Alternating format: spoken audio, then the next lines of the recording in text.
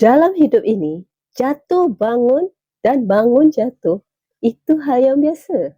Yang penting jangan putus semangat, jangan putus harapan, jangan putus asa.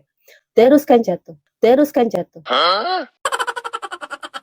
Itu hari saya pernah jatuh di mall ya, mall di pelosokan yang biasa untuk orang dorong troli itu. Saya pernah jatuh di situ.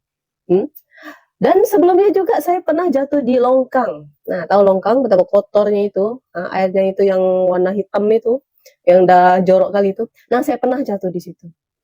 Mau tahu apa yang saya buat? Setelah saya jatuh di longkang, saya tengok kiri, saya tengok kanan, tengok depan, tengok belakang, tak ada siapa tengok. Saya langsung bangun dan teruskan hidup saya. Jadi jangan pernah takut jatuh, ya. Nah, itu tips dari saya. Sekian, terima kasih. What?